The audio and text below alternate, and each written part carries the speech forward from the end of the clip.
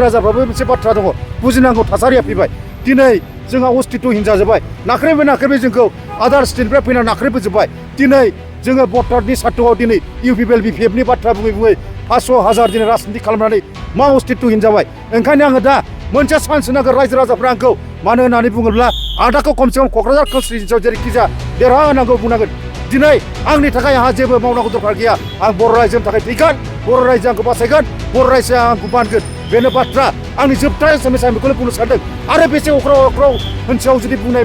बिथांमोना जुदि नै बुजियाबा गोसोआव खामलायनाय गैयाबा गलिनाय गैयाबा होमबा रायजो राजाया जोबनानै लामायाव फैबाय दिनै इउपिपिएल बिफा फंसे बाथ्रा बुङा बे खेत्रआव खारन बिजिआर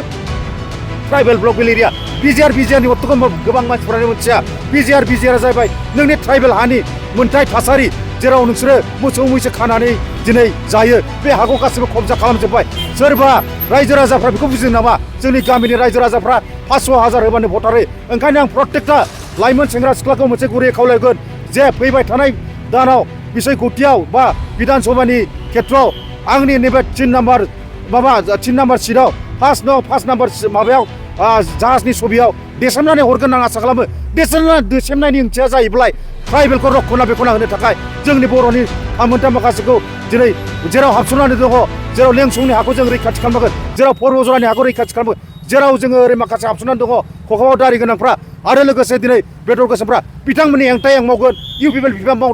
बर' रायजो आंजों दङ आरो प्रत्येकटा लाइमोन सेंग्रा सिख्लाखौ आं बुङो नोंथांमोना जुदि बे खेत्रआव बुजिनो रोङाब्ला अबा जोबस्रांनायनि लामायाव फैबाय दिनै नोंथांमोना पिकनिक जागोन लेंसुङाव थांगोन सरलपारायाव थांगोन मोनाबोगोन बबे समाव बुथार जागोन बबे समाव हाथार जागोन अबाव रेप जागोन अबाव मार्डार जागोन बे बाथ्राखौसो आं बुंनो फैदों दिनै हाग्रामा बा प्रमदनि बाथ्रा बेहाय ओंखायनो आं मोनसे स्पस्ट मोनसे स्टेटमेन्ट होनो दिनै रायजो राजाखौ आं दिनै जेखौ बुंदों बे खोथाखौ आं मावनानै मोनफा देखायबोदों खिन्थु इउपिपिएल बिपिएफनि नेताफ्रा बहा गोमानानै थाखो बे बाथ्राखौ आं बुंदों ओंखायनो आं दा लाइमोन सेंग्रा सिख्ला 18, 20, 22 बोसोरनिफ्राय जाय भटार जाजेननाय बेफोरबायदिनि दिनै सेंग्रा सिख्लाफोरखौ आं लानानै गिदिंदों एकमात्र जोंनि थासारि थामोनथायखौ जों रैखाथि नांगौ दिनैनि दिनाव आं बुङो आं जे बाथ्राखौ बुंदों बिथांमोना सार्थ लबि गादि लबिनि थाखाय दिनै फंसे बाथ्रा बुंनाय नङा बेनो आरोखि खुलुमबाय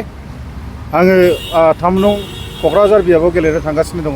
आरो सावगारिया जाहैबाय जाहाजनि सावगारि जेराव दैया गारो दैयाव खारो आरोखि बे हिसाबै आं आसा खालामो इबारनि खेत्रआव जेरेखम दा यंस्टारखौ लानानै गोबाङैनो आं साखाफारा जागासिनो दङ मोनसे खोथाखौ आङो सैथो बाथ्राखौ बुंनो सानदों खारन आंहा मोनसे इलेक्सन गेलेनायनि इस्यु नांगौ नङा होमबा इस्युआ जाहैबाय मोनसे बिराद जोंनि बर' जातिनि थाखाय मोनसे एसेमेस स्ट्रंलि हरनो सानदों आरो बे इस्युआनो जाहैबाय थामोनथाय जोंनि रक्षना बेंखना मानो होनना बुङोब्ला जेराव इउपिपिएल बिपिएफनि नेताफ्रा फंसे बे बाथ्राखौ बुङा खारन 17 बोसोर बिपिएफआ सरकार सालायबाय आरो लोगोसे दा 5 बोसोर जेनेबा दा प्रमदनि सरकाराबो जानानै थांबाय खिन्थु दुखु गोनां बाथ्रा दिनै बिथांमोननि गिदिर नेताफ्रा आंखौ बुङो जे फंबाय बा सार नोंथाङा मोनसे राजनितिबिदाबिद हिसाबै नोंथाङा जोंनि पार्टियाव जिखुनु मोनसे बर'नि पलिटिकेल हान्जायाव हाबदोलै आदा बा सार होनो खिन्थु बे बाथ्राया नङा दिनै बर' जाथिखौ जुदि फोजाखांनोब्ला सोरबा इउपिपिएल बिपिएफनि सिङाव जेरै थायोमोनब्ला दिनै आंनि थाखाय जोबोद जाथाया थासारिया गाज्रि जानानै फैगौमोन जेंनाया गतिके बेनो आं फैबाय थानाय दिनाव मोनसेल' बाथ्रा बुंगोन रायजो राजाखौ जुदि आङो नैबे 3 नं क'क्राझार बियाबाव जुदि देरहायाब्ला अब्ला जाथिया खैफोदाव गोग्लैबाय माबायदि खैफोदाव गोग्लैगोन बे बाथ्राखौ आं दिनै बुंदों दिनै बिजिआर जेराव ट्राइबेल प्रफेसनेल ग्रेजिं रिजार्भ जेराव जेन'बा नैबेयाव बिजिआर professional grazing reserve that means जेराव ट्राइबेलनि हायानो दिनै बर' जातिनि थाखाय खुनु अस्तित्व गैला जोबोद जोंनि थाखाय दुखु गोनां बाथ्रा नैबे क'क्राझार सहरनिफ्राय आङो सारियालिनिफ्राय बेखौ मोनसे स्ट्रंलि एसेमेस हरनो सानदों दिनै रायजो राजाफ्रा दिनै 500,000 राजनिति खालामनानै बिपिएफनिफ्राय इउपिपिएलनिफ्राय लानानै जोबोद दुखु गोनां बाथ्रा बे खोथाखौ आं दिनै बुंनो सानदों ओंखायनो आं फंसेल' बाथ्रा मोनसेल' स्टेटमेन्ट होगोन सोरबा आब' सिउलि गेले बा दा गेले आहा जेबो आपत्ति गैया सोरबा आदा हाग्रामानिफ्राय जेनेबा सापस आब' सिउलि आं गेलेबाय बिनि गृहलक्ष्मि हिनजाव हिसाबै आरो लोगोसे दिनै आदा लरेन्सआ गेलेबाय आहा बेखौ बुंनांगौ जे बाथ्रा गैया खारन सासे मोजां नेताया मालाबाबो सोरखौबा राजनितिगिरि हिसाबै बेखौ गाज्रि बाथ्रा बेक्तिगत आं स्टेटमेन्ट होनानै मालाबाबो आं बेखौ राजनितिक लबखौ लानाय नङा आंनि खारना जाहैबाय दिनै ट्राइबेलनि खेत्रआव अस्तित्वहीन जालांबाय दिनै मानो बिजिआरनि बाथ्राखौ फंसे बुंनानै ट्राइबेल ब्लक एरियानि बाथ्राखौ मानो फंसे बुङा दिनै नाख्रेबै दिनै दारिया नोंथांमोनाथ' नुदों जिहेतु नोंथांमोना दिनै मोनसे मोजां मिडियानि पार्सन हिसाबै नोंसोर मिथिगौ चारिय'फाले 24 घन्टा नोंथांमोना दिनै गिदिङो दिनै नाख्रेबै दिनै जयपुर नाराबारिसिम नाख्रेबोजोब्बाय आरो ओरै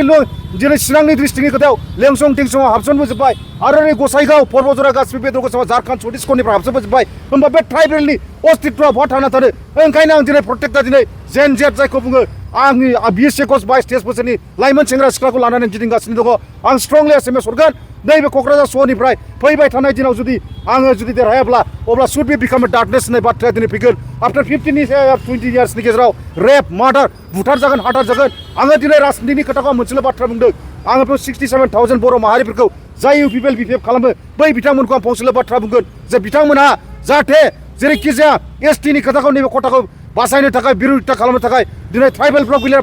फरेस्ट ग्रेजिं रिजार्भ फरेस्टखौ दिनै बासायनो थाखाय नैबे बाथ्राखौ आं मोनसे गोख्रों मोनसे स्टेटमेन्ट होगोन जे जों जेरैखि जाया नैबानि खेत्रआव जाय इउपिपिएल बिपिएफ खालाम एटलिस्ट क'क्राझारनि खेत्रआव आंखौ देरहासार खालामहोगोन आं आसा खालामो आरो जुदि खालामहोआब्ला दिनै कारिगाव जानाय जाथायाव नुनो मोन्दों नोंथांमोना मा जादों दिनै बेदर गोसोम थांनानै खना खना हाथार जादों मा बुथार जादों बेखौ सोर बुंदों फंसे बाथ्रा बुङाखै आरो दाख्लैनि नेट दानहोनाय बिथाङाबो आंनो एडिशनेल एसपि गुड्डा गुड्डि नांलायनांदों आं बिथांखौ बुंदों नोंथाङा जुदि बे खोथाखौ बे आंनि खोथाखौ बाथ्राखौ लाबा नोंथांनि उफुराव आं केस होनाय जागोन नोंथाङा एसपिसिम थांनाय गाथ'गोन बे बाथ्राखौ बारे बारे बुंनासो बिथाङा नेटखौ दानदों बे नेटखौ दाननो थाखाय खुनु इउपिपिएल बिपिएफनि खुनु एमएलए एमपिया थाङाखै आरो नै बाथ्राखौ दिनै स्ट्रंलि मोनसे स्टेटमेन्ट होनो थांदों जेला जोंसार आरो जनगा एनडिपि बिएलसि नाजारा गावथार जादों 144 दारायाव रावबो बिएल बिपिएफनि नेता थाङाखै नारखा नारसि खालामनानै दुरन्त्र जों रावबो सुरजेट फार्नेस होननाय दंमोन बिथाङा बर'फोरखौ एनडिपि बिएलसि होननानै लाबो गावथारदों किन्तु बिथांमोना गिनानै फंसे बाथ्रा बिथांखौ आं नुदों भारतीय चेनेला बिथांखौ चेलेन्ज खालामदों बिथांनि बेनार पस्टारखौ साव होनदों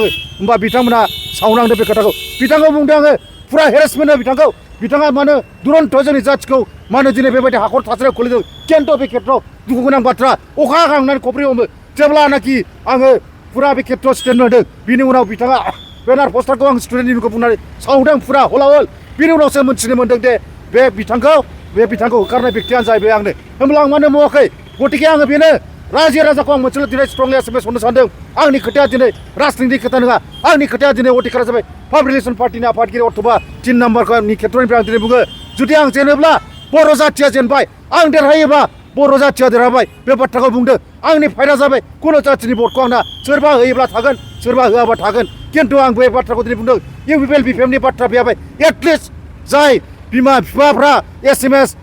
गेलेनो रोङा इउटुब फेसबुक सालायनो रोङा बै बिथांमोनखौ आं मोनसे स्ट्रंलि बुंहरगोन नोंसोरो बिदा बिनानाव लाइमोन सेंग्रा सिख्ला नोंसोरनि भबिष्यतखौ सान जे आदाखौ उच्चनि खोथाखौ बाथ्राखौ लानानै ट्राइबेल ब्लक बेलिरानि रैखाथि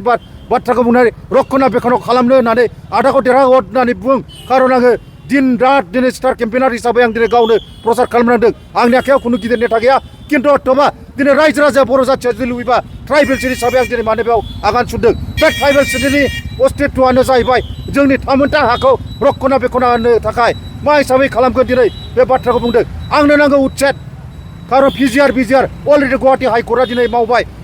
अलरेडि नोंथांमोना जुदि नांगौब्ला उच्चेदखौ खालामनानै ला बुंदों दिनै मानो थाखाय 17 बोसोर हाग्रामा महिलारिया सरकार सासन खालामबाय 5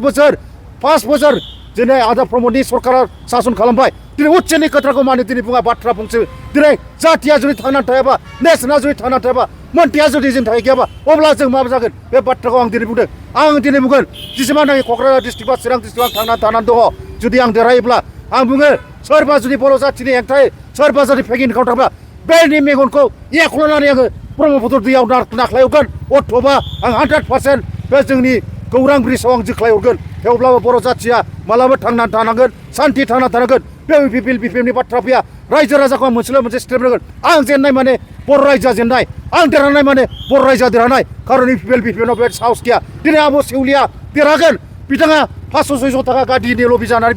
बिथांनि खिथु थाखा फैसा दं होननानै हाबगोन किन्तु बिथाङा मा मावगोन रायजो राजाखौ बिनि स्पष्ट बाथ्रा एसएमएस हरनो सानदों दा गतिके बेनो दुखु गोनां बाथ्राया बेनो सोरबा बेक्तिगत आब' सेउलिखौ जावनांगौ बाथ्रा गैया बा सोरबा दा लरेन्सखौ बुंनांगौ बाथ्रा गैया बिथांमोना माबा मोनसे मथ' फेक एनकाउन्टार जायोबा बिथांमोना बारसोमनो हागोन नामा बे बाथ्राखौ आं बिथांमोनखौ सोंलु नामा सिटियाव बुंदों रायजो राजाफ्राबो एसे बुजिदोब्रा